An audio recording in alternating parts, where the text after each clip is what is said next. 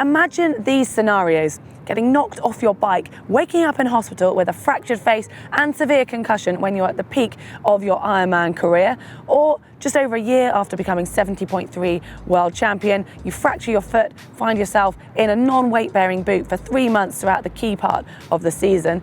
Or you have a niggle that goes on for 15 months, stopping you from racing to your potential and ends up resulting and progressing into a stress fracture. Let's start by setting the scene and find out a little bit more exactly what happened to each of those athletes. I was taken off out riding, I think by a truck, but no one knows what happens. So I had a hamstring tendinopathy, which eventually turned into a little stress fracture on my ischium.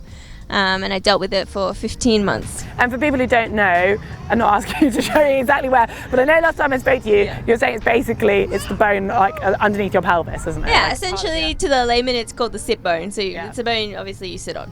I broke the navicular bone in my foot. It's those steps after the injury that you can control. So this is where we can learn from the pros. Understanding and accepting your injury, coming to terms with it, is the hardest part, as they explain. You know, the mental side is just so big, and I really didn't deal with it very well, and I never really understood anyone before. And then everyone says, oh, you can now enjoy yourself, and you know, now you're not training and racing, but it's just the worst thing. And I think more than anything, it's like a chemical thing that you're used to doing something every day that gives you this, like, you know, endorphins and whatever it is, the chemical side of it. And then you suddenly go without, and like it's like your whole world's been turned upside down. So it's just pretty tough, and just keeping positive and looking after your head's probably most important, I think. As a time I could reflect and go, if there ever was a good excuse to end my career and get on with something else in life, that was kind of the moment that I could leverage off. But I said I didn't even need to think about it. It kind of slipped straight in my head of like, I've got unfinished business. I love the sport, and I love the adventures and the journeys we get to go on, and that was motivation enough. So basically, right then, had a bad concussion, broken hand. I was a little bit out of it, but I kind of said, okay, let's just. Kona's a good few months away. Let's set that as a goal, and that'll at least that way I incentivize myself to get up every day, do the monotonous eye exercises I had to do for my vestibular system, balance stuff, and all those little bits and pieces. Once you know exactly what you're dealing with, it's about putting a plan in place, and this can be tricky. You need to make sure you seek the correct advice, and then you trust in this and you stick to that plan that you've been given. Terenzo was obviously really determined to prove his comeback, and possibly a little bit too fast, but he did then realise this before damaging his body any further. Holly and Ellie, on the other hand, stuck to a much stricter plan.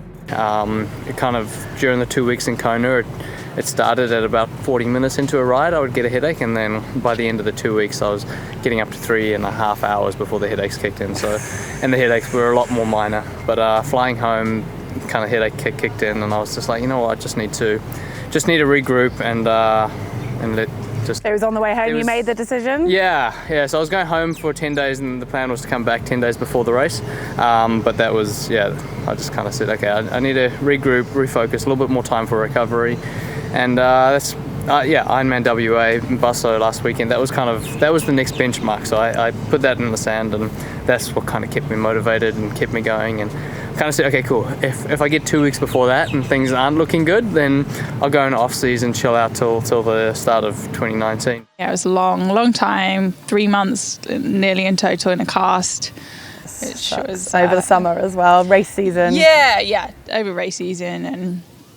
But it gets you to work on your mental game, and makes you kind of test how much you actually want to be back and do the sport. So Initially it was just some pain, and we took a little bit of time off, and I came back, and it was good, and it had its moments, you know. And so eventually got to the point I would race and it would be terrible again. I'd take another month or so off, I'd race again, I'd get cleared to run and ride, race again, and then again it would be awful. And so we took another few months, and it just kept going like that. It continued this cycle, take a few months off and then race again. Sometimes a more obvious injury such as a fracture can be a little bit easier to deal with as you have a scan, and then you get a time frame for the healing process, and it might be visible if you're wearing a cast or a boot, for example.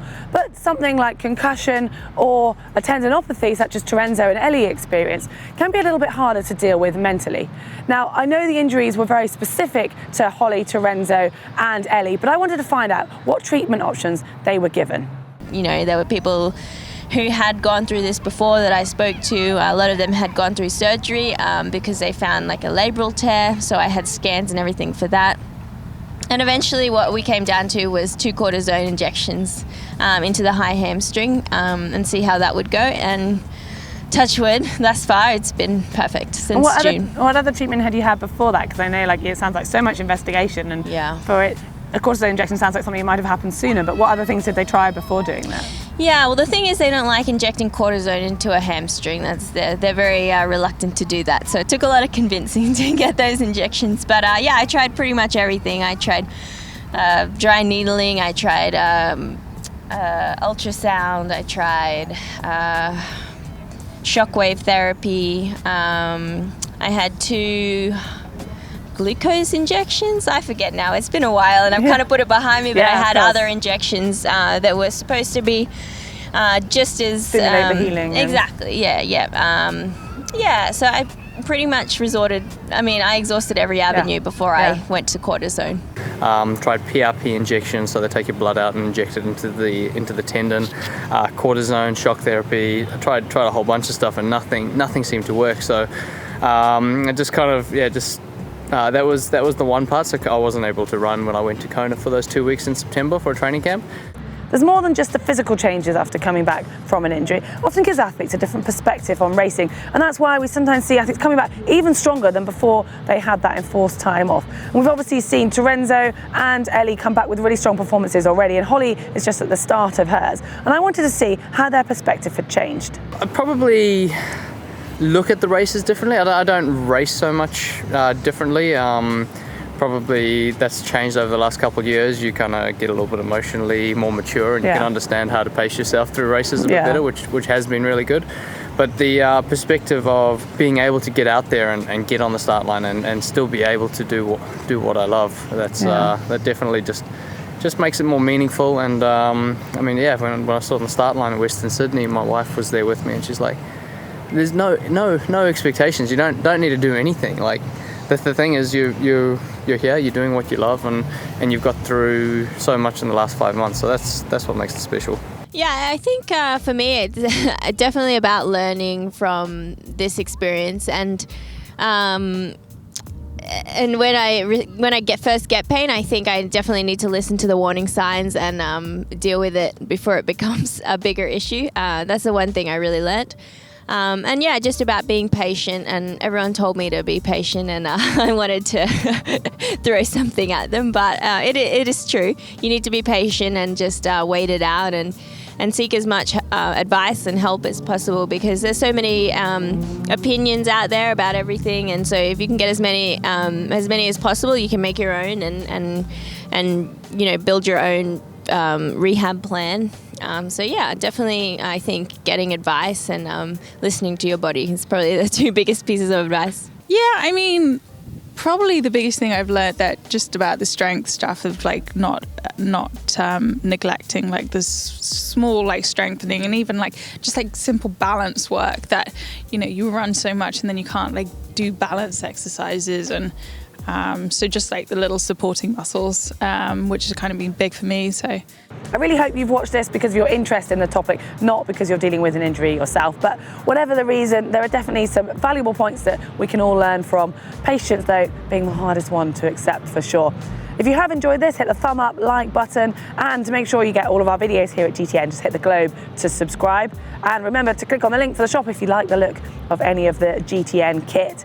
And as we're on the topic of injury, we have made a video earlier on 6 injury prevention exercises. You can find that here.